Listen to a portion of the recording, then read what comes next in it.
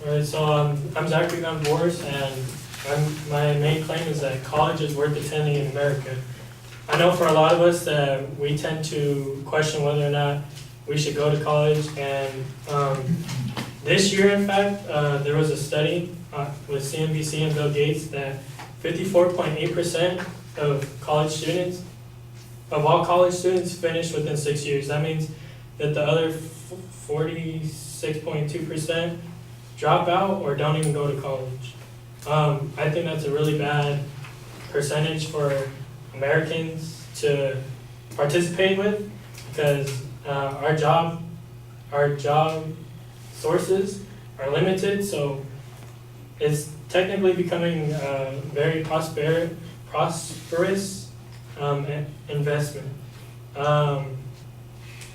The starting salary for people who don't finish high school is $25,636 a year. And the top degree, as of right now, the average is $89,960 for a doctorate degree. That's a difference of $64,000 a year. And I think that with getting a degree, it obviously puts you in the door for having a good job and being able to support your family, as it should be your number one priority. One of my supporting claims is obviously you're going to make more money having a degree, so why not invest in it? Having a degree increases salary, as I told you, with the $64,000 difference a year. That's a pretty good investment. I mean, you'll be in a little bit of debt, but it'll be paid off within a couple of years, and you should be fine. My second supporting claim is that the proficiency or the amount of degrees can increase your benefits and your annual salary. So the more you educate yourself, the higher paid salary you're going to have to be able to support your family. And my second supporting claim is that it's an asset for the future. You get job security, 10 years, so you're set for life. You get benefits that helps you and your family and whoever else you can support. And then if you go to college, you're going to be able to choose what you want to do instead of having to get whatever you can take. I know a lot of us, we have jobs and we pick whatever we can get, put us through college. It's a real struggle, but I'm here to give you that little extra push to convince yourself to stay here. And the last thing is that it gives you a better job opportunity. U.S. Bureau of Labor Statistics reported that by the year 2022, it's going to be an 18.4% increase for jobs that look for someone with a master's degree. So if you don't have that master's degree, it's going to be really difficult for you to find a job. And just for an associate's, it's going to be another 17.6%. And this was reported by two economists from the U.S. Bureau of Labor Statistics, Emily Richards and Dave Turkanian. And then with the proficiency of the degrees, it was reported by the College Board, which has been around since the 1900s, made up of 6,000 professional educational employees of institutions, and they promote the dedicating your life to promoting excellence and equity in education. So the College Board has been around since 1900. That's 118 years, right? And their main focus is to have a better life for us and put that out in our population. Sorry.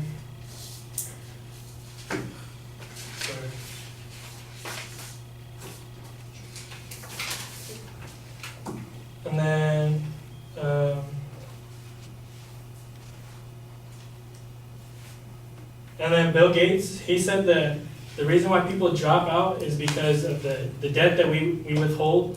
As of this year in May, we average about $1.4 trillion in debt, or $1.4 billion in debt, sorry. And if we could make up for that with whatever laws and implications we need to put, then that would really give us a better life for ourselves. And so, I mean, I know you guys are struggling with college, but the numbers don't lie, man. You guys got to stay in college. Thank you.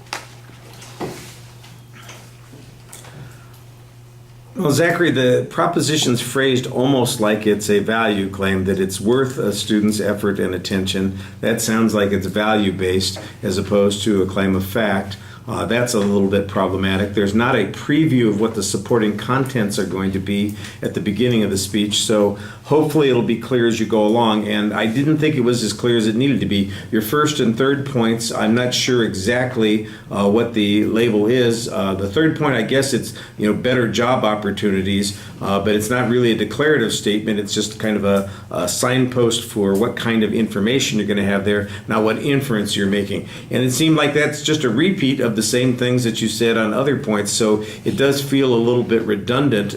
The supporting points need to be either building together like a chain, or they need to independently support the same proposition.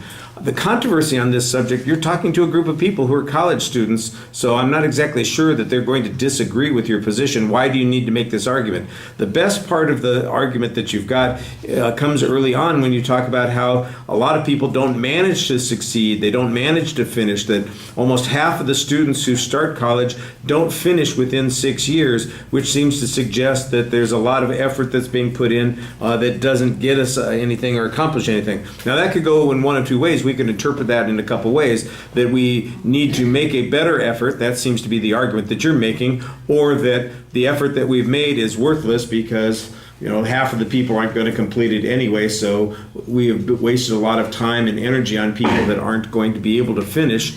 That might be the other direction. The refutation speaker might very well take that particular position. Then the question becomes, well, which position is supportable with the information that is available?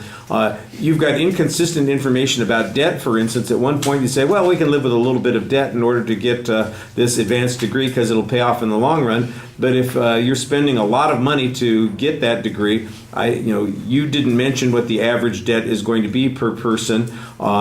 Some people have a substantial amount of debt, some have a little bit less debt.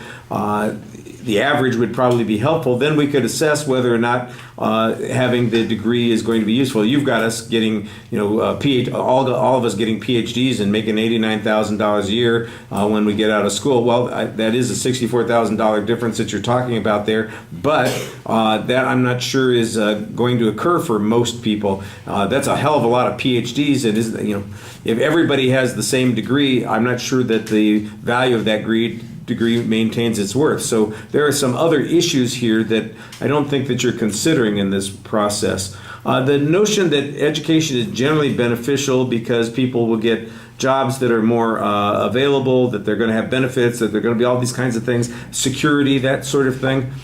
I'm not sure about that. You don't have any evidence about how frequently people get hired once they do complete college, how many are working in the fields in which they earn their degrees, what the job market is for the future. That seems like there is some missing information in your second argument that would make it a little bit stronger. The debt issue comes back again at the end, and now you seem to be going like in the opposite direction, that what keeps people out of school is the accumulation of debt, and that's what they're worried about. I'm not sure, is the 46% who drop out of school dropping out because they can't afford to go to school or because they can't succeed in their classes? There's not really any clarity on that issue, and I think that's a little bit problematic. You do speak to us in kind of a loose manner, which is not necessarily a bad thing, but you do want to have a stronger control over the content, and I think that you need to have more information related to the job market than you've got. You're just relying on average salaries to explain why we should stay in school instead of looking at some of those other issues that go along with this. All right, thank you.